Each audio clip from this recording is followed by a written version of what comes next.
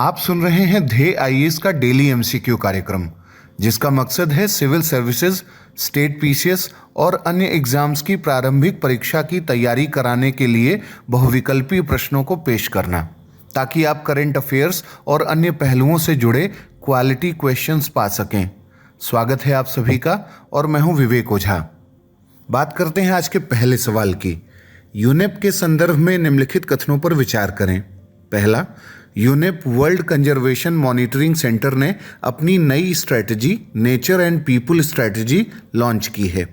दूसरा, nature and peoples strategy वर्ष 2022 से 2030 तक के लिए लॉन्च की गई है।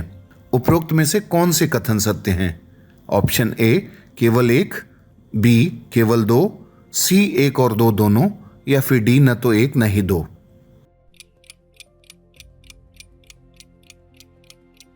इसका उत्तर है ए, यानी केवल एक।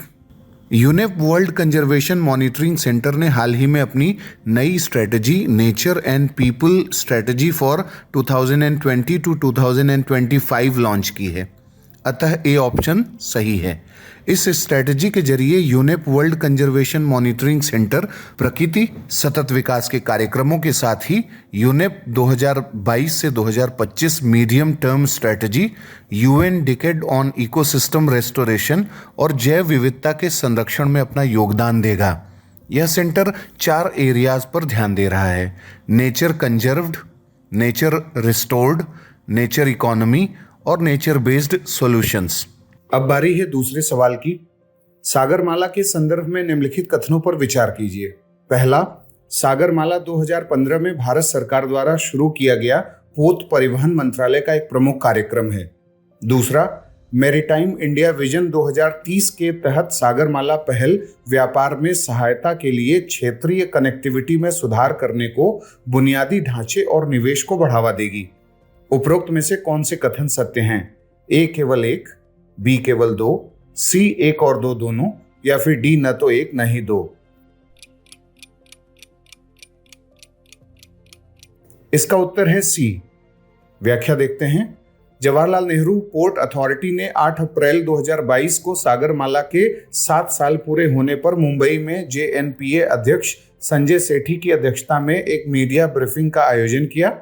सागरमाला 2015 में भारत सरकार द्वारा शुरू किया गया पोत परिवहन मंत्रालय का एक प्रमुख कार्यक्रम है। जेएनपीए ने सागरमाला कार्यक्रम के 5 स्तंभों के तहत विभिन्न परियोजनाएं शुरू की हैं, जैसे बंदरगाह आधुनिकीकरण और नया बंदरगाह विकास, बंदरगाह कनेक्टिविटी को बढ़ाना, बंदरगाह आधारित औद्योगिकरण को बढ़ाना और तटीय सामुदायिक विकास और तटीय परिवहन को मजबूती देना। अब बात करते हैं तीसरे सवाल की। विश्व होम्योपैथी दिवस किस दिन मनाया जाता है? आपके ऑप्शंस हैं ए 6 अप्रैल, बी 8 अप्रैल, सी 10 अप्रैल, या फिर डी 12 अप्रैल।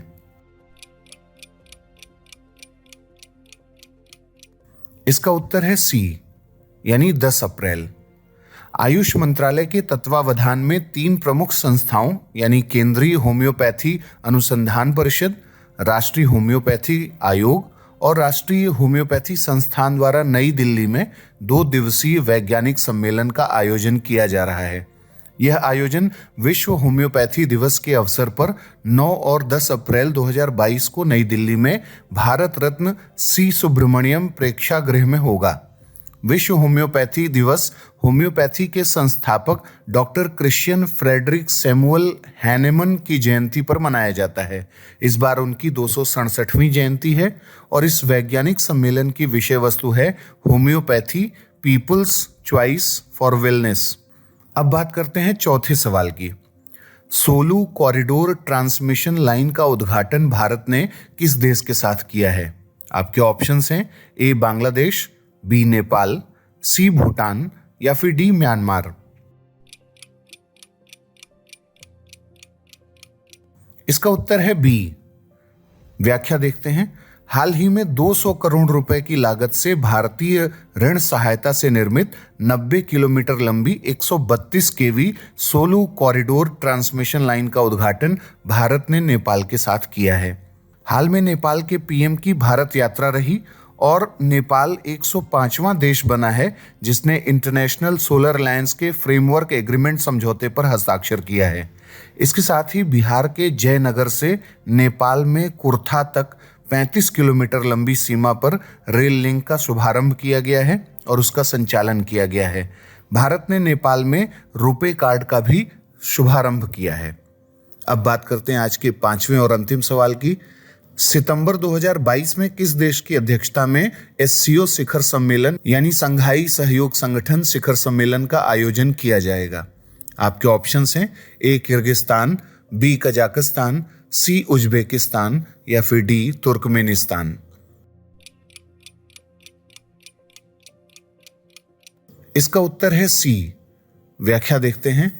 उज्बेकिस्तान की अध्यक्षता में सितंबर 2022 में ऐतिहासिक शहर समरकंद में SCO की शिखर बैठक होनी है और भारत ने SCO देशों से खाद्यान्न, अफोर्डेबल हेल्थ केयर और सर्विसेज और ऊर्जा पहुंच यानी एनर्जी जो एक्सेस है, इन सब समान चुनौतियों के अफोर्डेबल वैज्ञानिक समाधान में संगठित होकर काम करने का आह्वान हाल ही में किया है।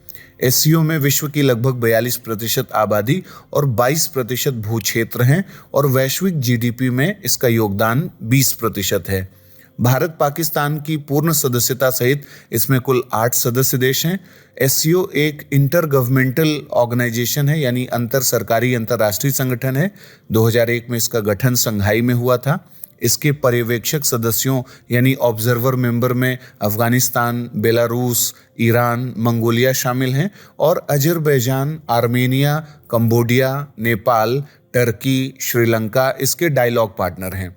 राष्ट्र प्रमुखों की परिषद इसका सर्वोच्च निर्णय निर्माण इकाई यानी एपेक्स डिसीजन मेकिंग बॉडी है। तो ये था आज का हमारा डेली MCQ कार्यक्रम। आपके 5 में से कितने सवाल सही हुए, कितने गलत, आप हमें कमेंट बॉक्स में बताएं।